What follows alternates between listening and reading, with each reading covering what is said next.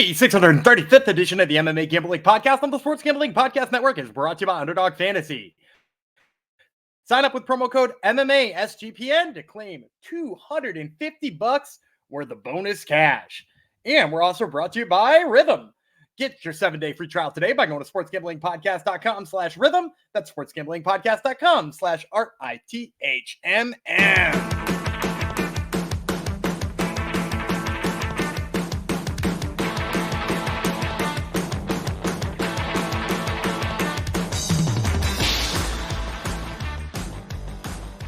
What is up, guys? It is Daniel Gumby Freeland coming to you here for the 635th edition of the MMA Gambling Podcast. Obviously, if you're watching on YouTube, first of all, thank you. We love when you watch on YouTube. Make sure to hit that subscribe button.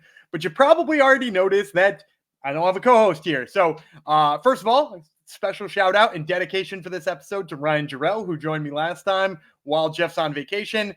Scheduling conflicts. I know I had a bunch of people offer to kind of fill in here, but scheduling conflicts made it so that I had to do this one solo. So if you guys hate solo versions of Gumby, maybe you don't even know what that looks like, but you're going to get a chance to right here. I hope you enjoy it. We're going to be breaking down the road to the UFC Vegas, which is a card this weekend that gives you 10 fights. That's right. We're getting 10 fights this Friday, right before the UFC and the Apex. It's got a lot of fun fights, including 8 tournament fights and 2 showcase fights. We'll be breaking all of those down for you in just this half hour. All by myself, I'm going to break down 10 fights, 30 minutes. If you guys have been complaining, and I know there's some people in the comments complaining about the speed of this show, this one will be much faster for you guys. So I hope you enjoy. In addition to that, I do want to let you guys know that we do have guests coming up on future shows. So again, thank you to everybody who's shouted me out and asked if they could join or asked if they could help out in any way. It's much appreciated. So we are going to get kicking in just a moment. But quickly, before we get kicking, I do have to let you know that everything in our merch store right now is, get this, 10% off. That's right. sportsgamblingpodcast.com/store. You can get everything 10% off with the promo code football. That's football, FOOTBALL, in case you don't know how to spell.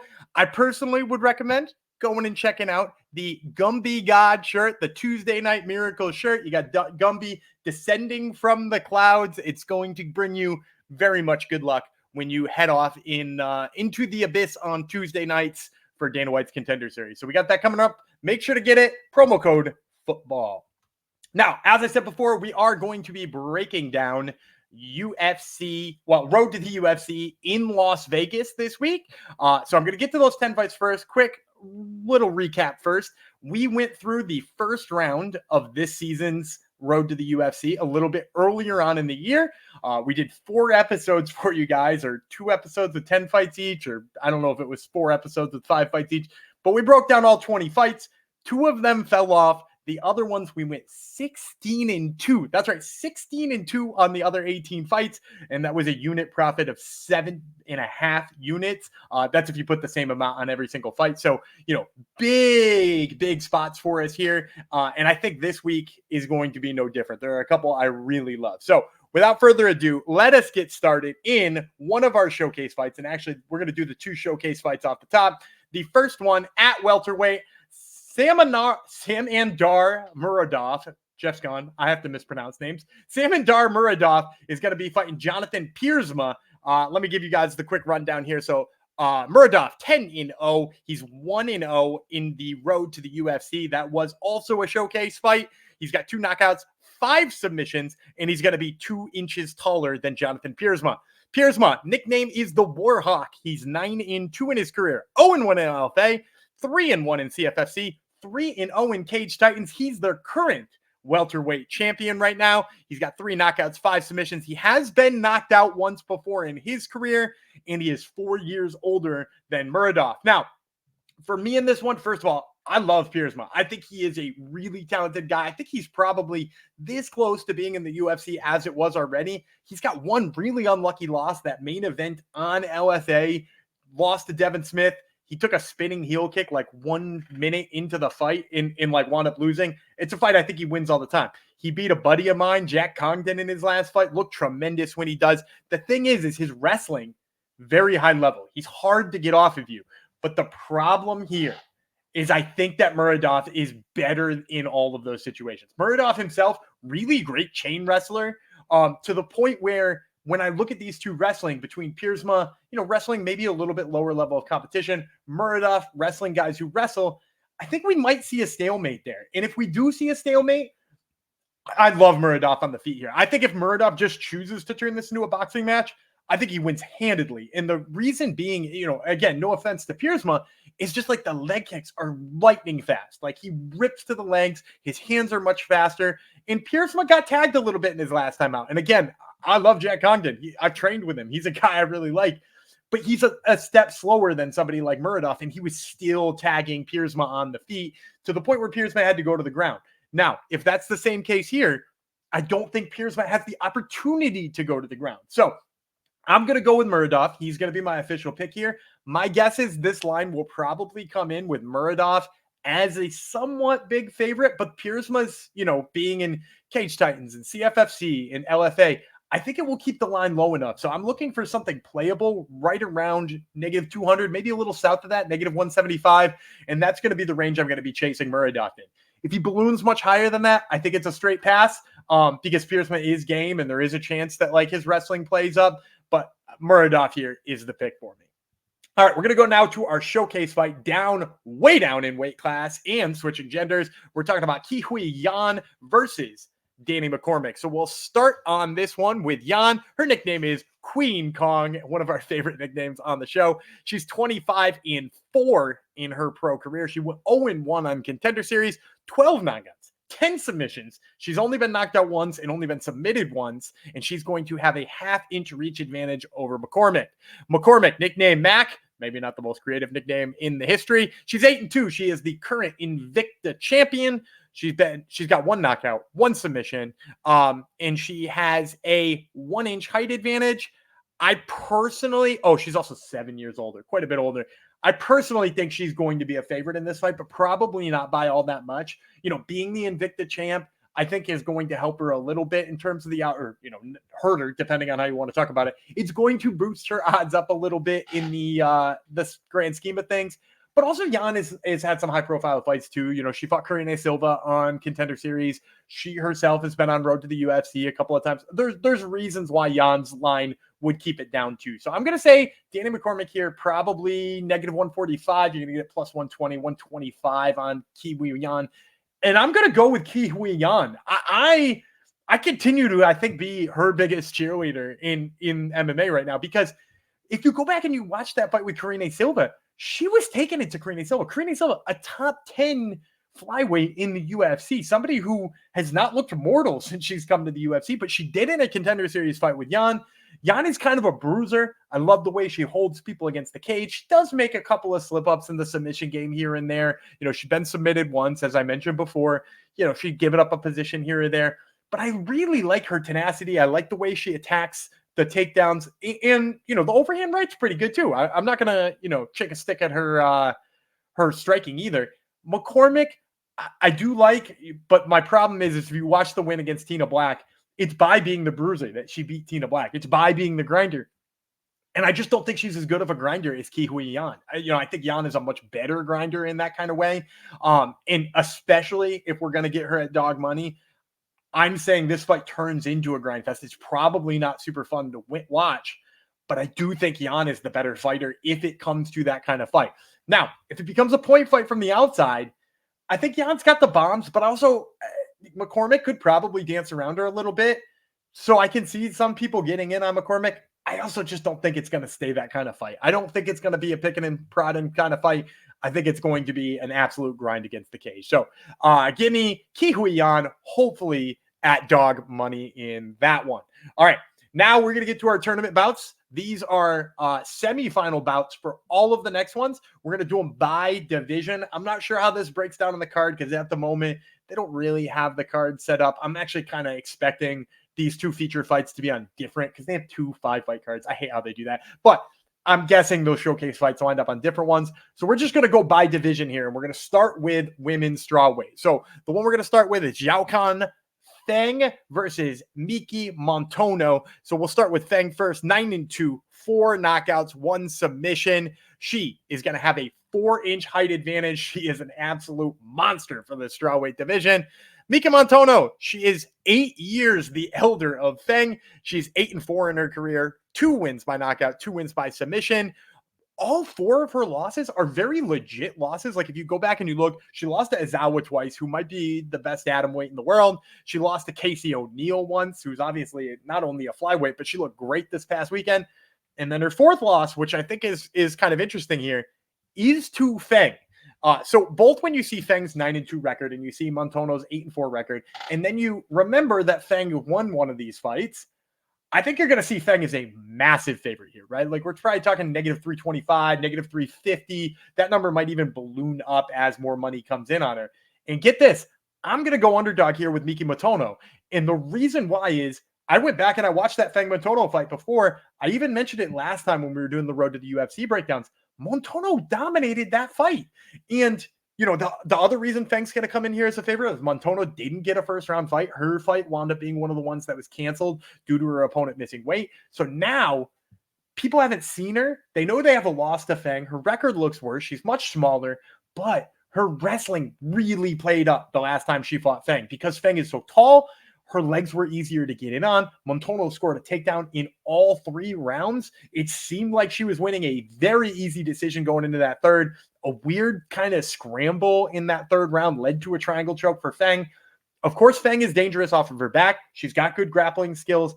I just think that the bruiser here, and despite her being way smaller and seeming like, hey, maybe she could even make atomweight, I think she's way better as a technical wrestler. And I think the height disadvantage here actually might play in her favor. It's easier for her to get to the legs. It clearly worked last time. You know, Feng has to be aware of that. And who knows, maybe that opens up her striking a little bit. But if she comes in here as a 3-1 underdog, like I think she will, I think you have to roll the dice on her. I think you have to pass on Feng being dominated for 2 rounds there and then scoring a submission late. You can't get in on her as a big favorite here in the rematch. So for me, I'm hoping Miki Motono, big dog play here.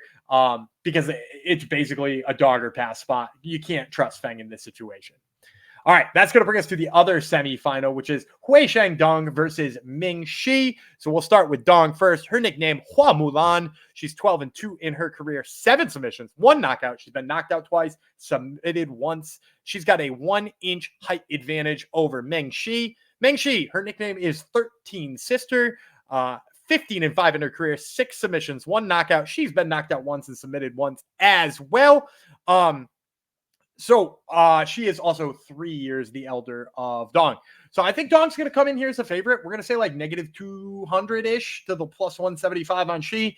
And I think this is probably a good parlay spot. I like Huaxiang Dong in this fight quite a bit. You know, some of the reason why is if you look at Shi's fight with Dam Yiso in her last fight, you know, she had a little bit of trouble with the physicality of EDM Seo. And Seo is an atomweight, you know, like she's made down a weight class before. You know, she's also not somebody who I necessarily think of as a wrestler. She's somebody who I think of as a striker, somebody who kind of pokes and prods from the outside as well.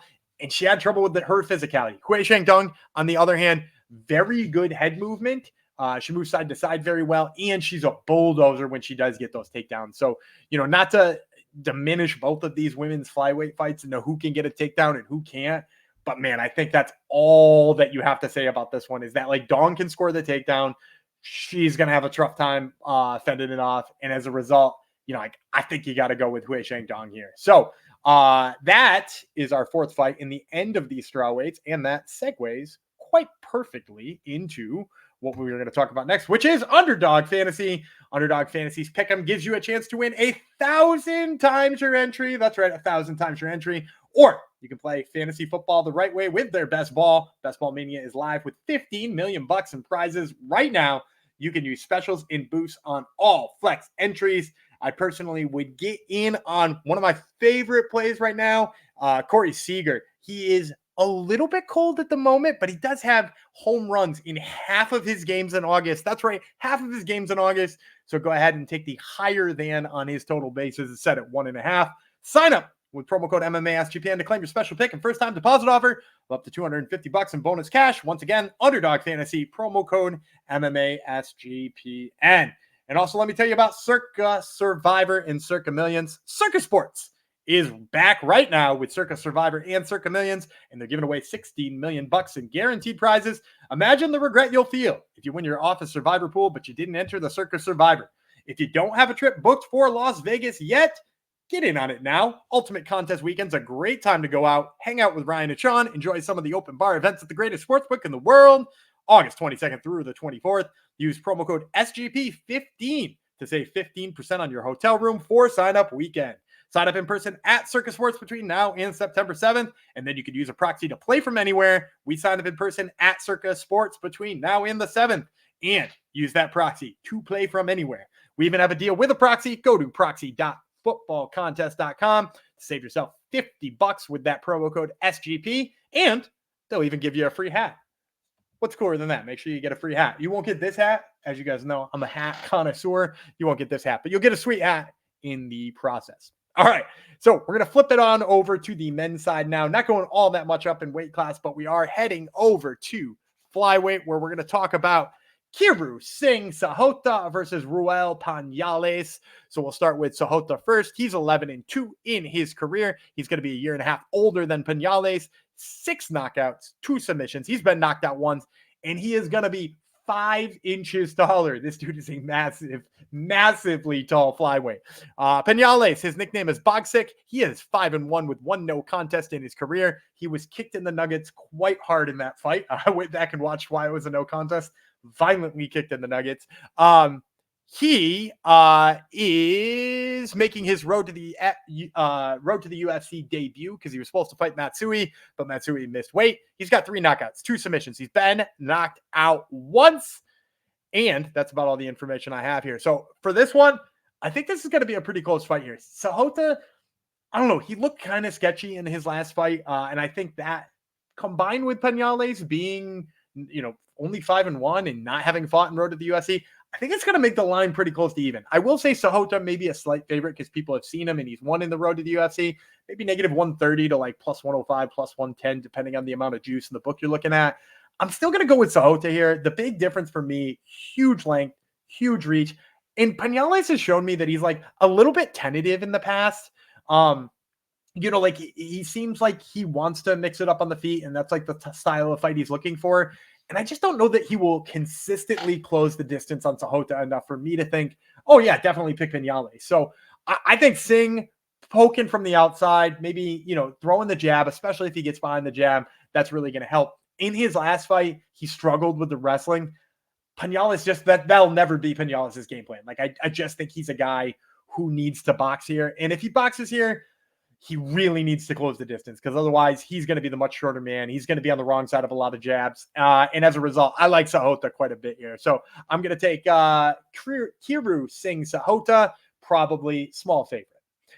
In the other flyweight semifinal, we're going to look at Dong Hoon Choi versus Angad Bisht. So we'll start with Choi first. 7-0 in his career, 3 knockouts. That's about all I got to tell you about the guy.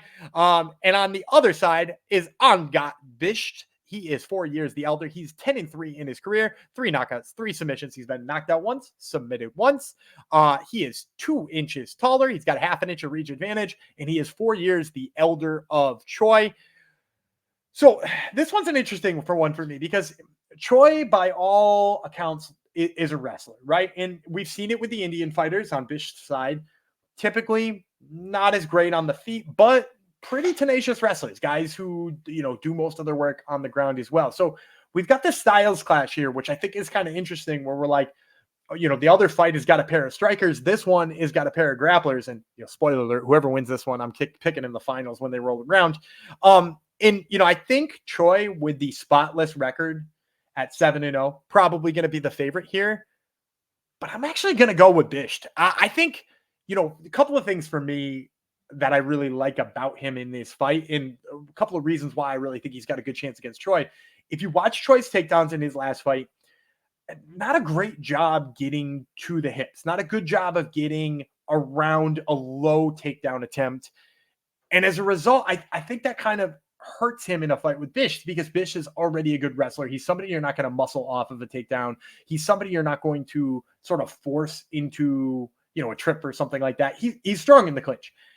Bisht is much better at that. Bisht is a guy who, first of all, I like his intent more. He moves forward at a better clip. And then second of all, I do like his technique in getting down there. Now, whether or not he'll do it consistently enough, kind of a question.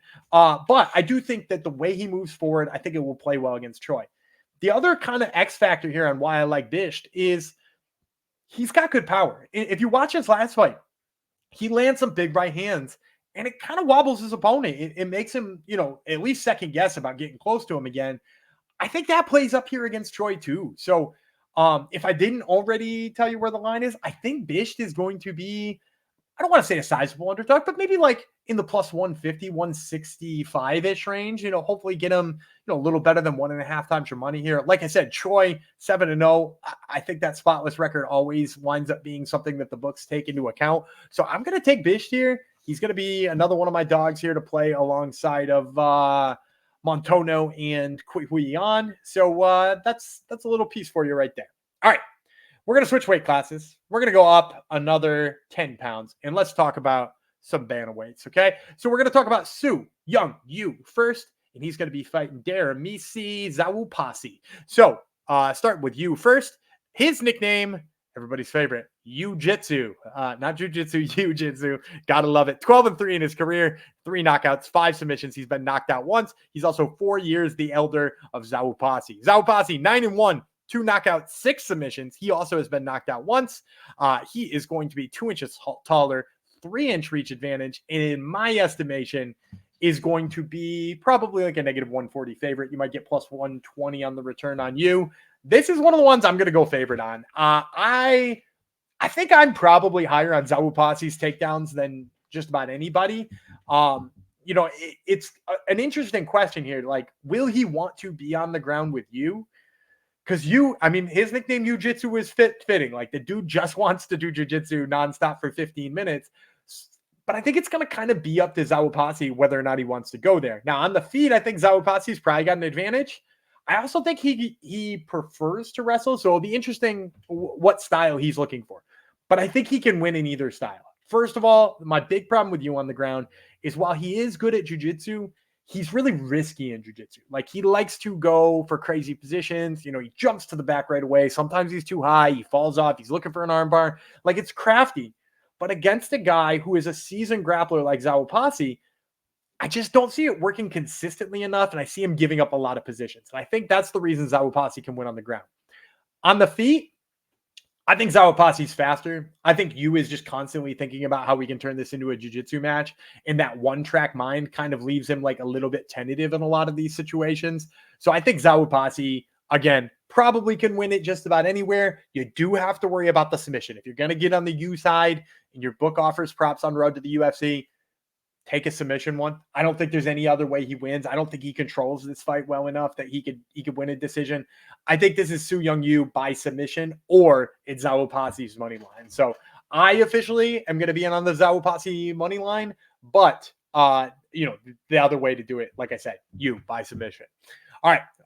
It looks like we got enough time to squeeze in a bantamweight fight first. This will be the last of the bantamweight fights before we get on to featherweight, and that's Taki. Oh man, Jeff goes away, and all of a sudden I've got his mumbles here. Tokitaka Nakanishi versus Balgyn Jenisuly. Now I'm fine, right? You just got to get it out of the way. Nakanishi, let's start with him first. He is a Pancrase champion, 12-3 in his career, 1 knockout, 5 submissions, been knocked out once, submitted once. And he's going to be fighting Balgyn Jenisuly. He is 17-5 in his pro career, 4 knockouts, 9 submissions. He's been knocked out once, submitted twice. He's got a 3-inch height advantage and a 4-inch reach advantage. And this one's a tricky one for me because that size advantage for Jenisuly, it's not negligible, right? Like, you can't just ignore the fact that Jenisuly is that much bigger. But I think when you look at the record, you look at the people who he's fought, Nakanishi, I think, still carries enough weight on his name that he might still come in here as the favorite. We're talking, maybe negative 125. I don't think it will be huge, but I do think Nakanishi and his style and like sort of the gravitas of his wins, I think does make him probably the favorite here. So if you look at this fight, Nakanishi can wrestle, right? Like, he's clearly got a wrestling advantage here.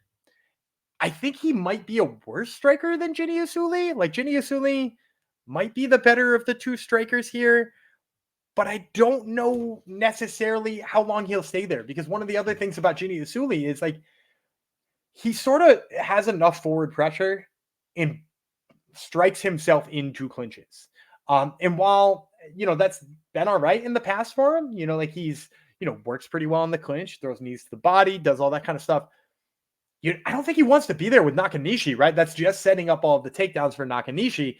I also kind of worry a little bit about Jenisuly's cardio. Like his last fight, it held up mostly all right, but like up against an opponent where, maybe you don't trust that opponent all that much. If you go back to his other fights, there's some moments where you like question whether or not he could wrestle for 15 minutes. And I think that's what Nakanishi wants him to do here. So the fact that Jenisuly banging into the clinch all the time, the fact that Nakanishi, that's kind of what he wants already. And so even if he has that striking disadvantage, I think he has a slight favorite. You still take Nakanishi here. All right.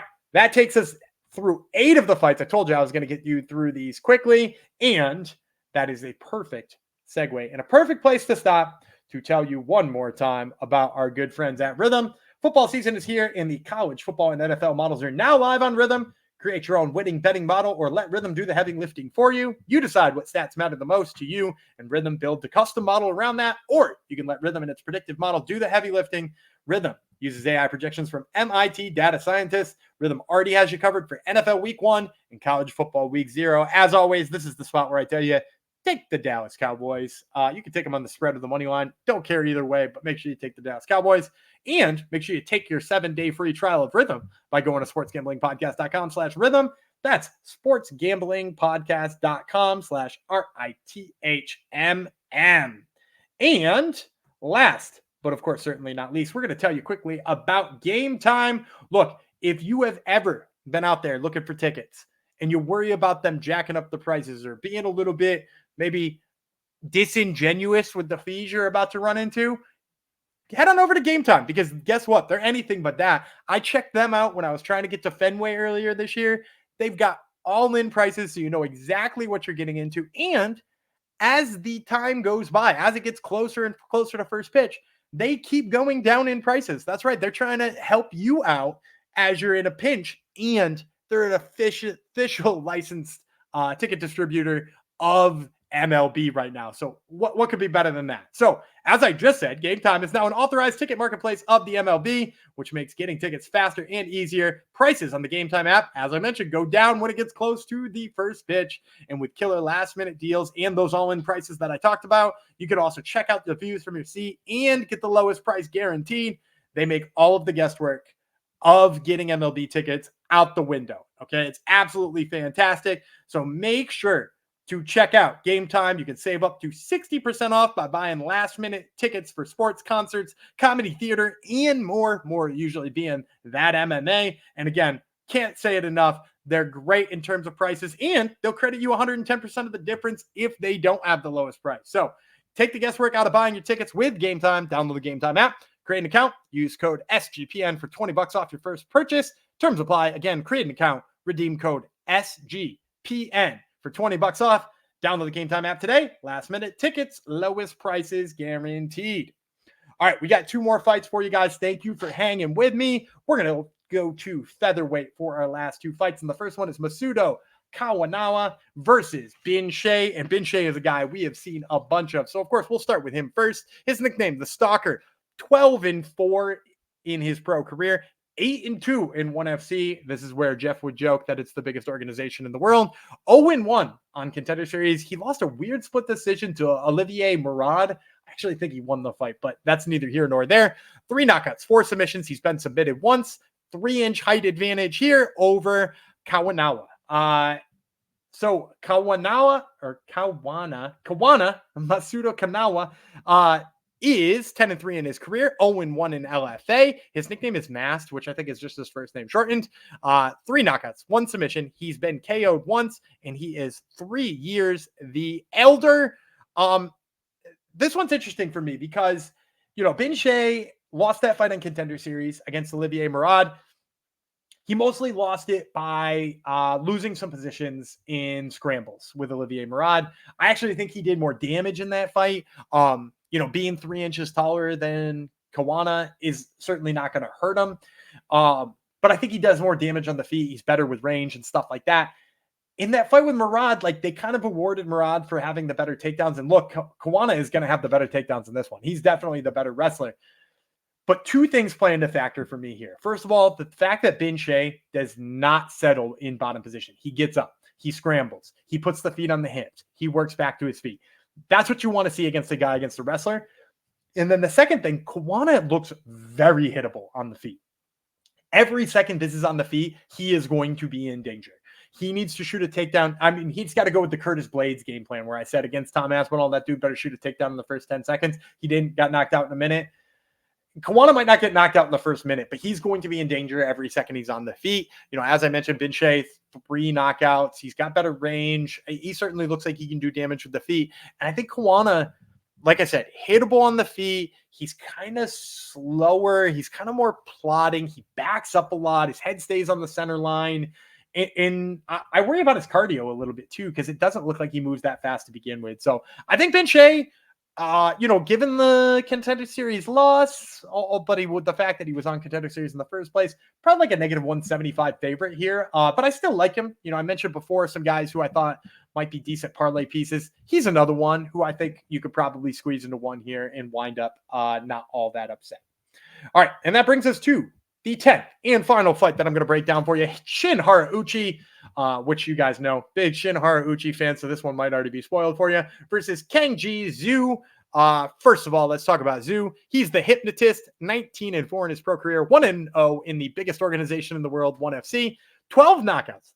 12 knockouts. He's been submitted once in his career, and he is going to be 3 years older than Shin Haraguchi. 8-1 in the pro career, 3-1 in road to the UFC, 5 knockouts. He did get submitted once. I think he's going to be a massive favorite in this. Let's say I would be surprised if not negative 450 here. And the thing is like, I'm a big Shin Haraguchi fan just because I love the way he grapples. I like his top control. If you watch him shoot takedowns, he's not a guy who just goes for body locks, not a guy who just tries to get under the hips, but a guy who, once he starts takedowns, he does pick ankles too. And like, he does a little bit craftier, like actual wrestling stuff, like wrestling stuff that you see in the Olympics, not just like, oh, he's got good MMA wrestling. Like he's got good wrestling.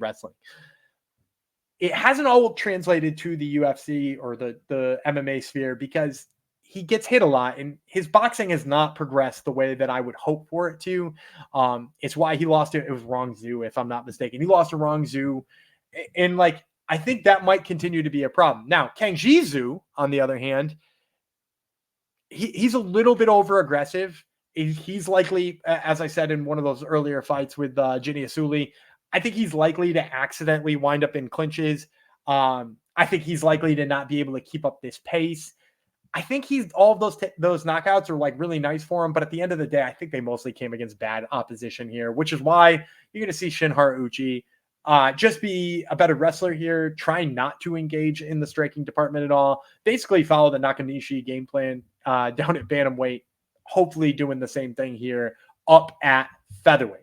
All right, so let me quickly run down those picks for you guys. Once again, we're going to take in the featherweight division, we're going to take Bin Shay and Shin Haraguchi. At bantamweight, we're going to take Daermisi, Zhawupasi, and Tokitaka Nakanishi. Down at flyweight, we're going to take Kiru, Singh, Sahota, and we're going to take Angad Bisht. Hopefully there's a little bit of a dog there. We're going to take in strawweight, Miki Motono and Huaxiang. And in our 2 featured fights, I like Samandar, Murodov, and Qihui Yan.